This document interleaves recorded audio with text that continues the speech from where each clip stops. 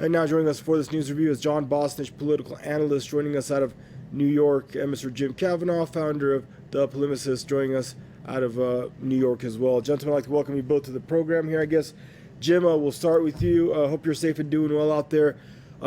This thing seems like it's getting out of hand and it's a lot more serious, and there are a lot of players involved. The Germans involved, the French are involved, Washington is involved, Russia and Ukraine. It could turn out to be a mess. Your thoughts on this? Yes, this is a very serious situation now, I think.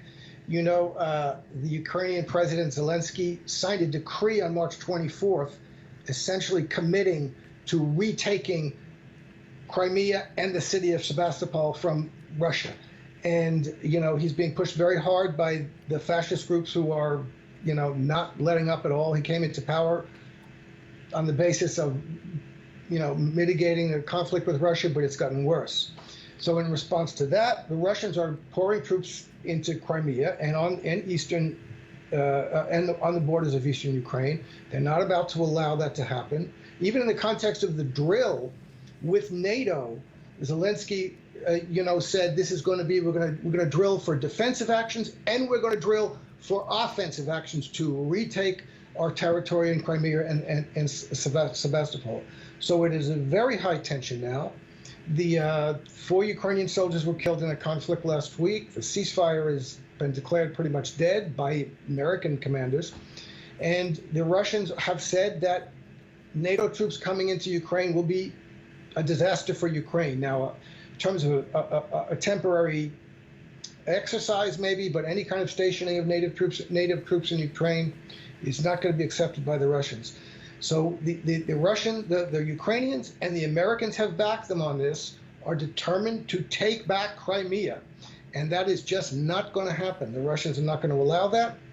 And the tensions now are at a very high point, and somebody is going to have to back down. And it doesn't look like the Crimeans, the Ukrainians, or the Americans, and the NATO countries, as you say, that are involved with this, they're putting themselves in danger, are looking to back down from this commitment to retake Crimea and Sebastopol, which is just a prescription for war with Russia. And John, is that how you see it too? It's just a recipe for disaster. Hope you're safe and doing well. Welcome to the program. Your initial thoughts on this, John? Well, once again, we're entering into the Alice in Wonderland version of reality, which is standard NATO policy.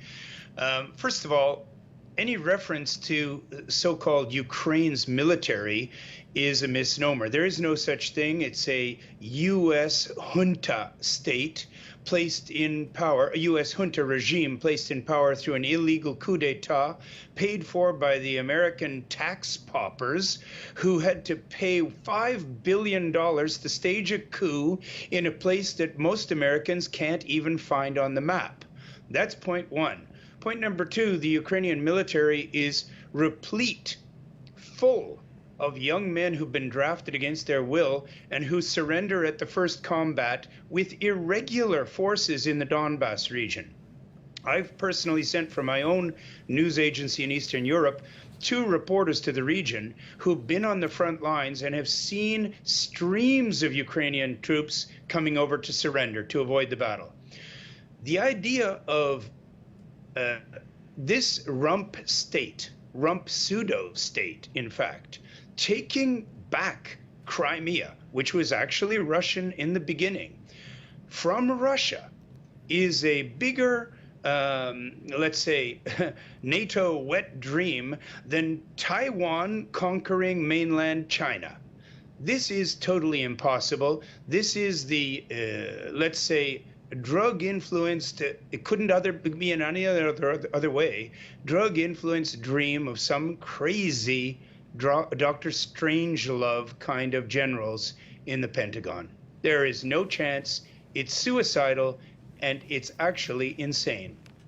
And Jim, do you agree that it's kind of suicidal for the U.S. to get involved? If you remember the Obama administration, what happened in Syria, they pumped up insurgents. Some of them, we found out later, some very shady Wahhabi, Saudi-backed mercenaries that were there that were going to overtake the Damascus government. They pumped up the Kurds to get involved, and they backed out and left them all hanging to rot and then fall to the victim's side, either Turkey's aggression or internal whatever.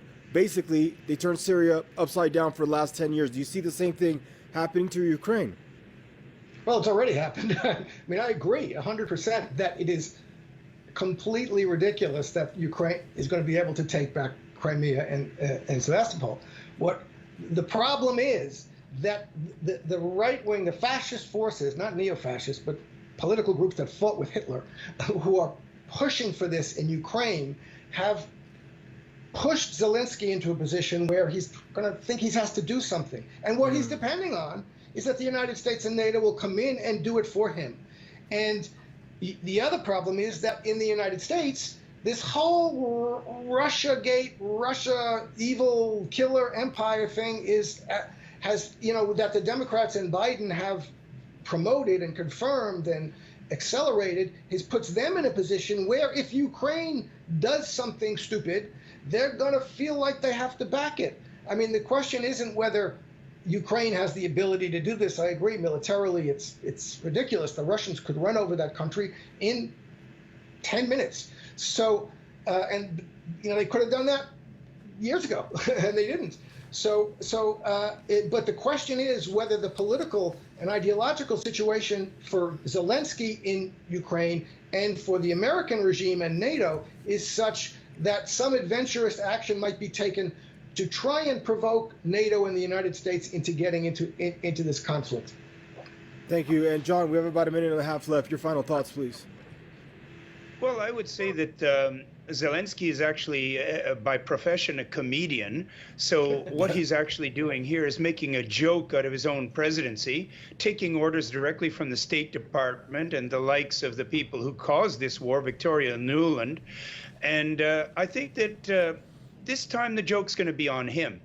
If he invites NATO into the region, and they go beyond what they're doing, because war games are just a preparation for war.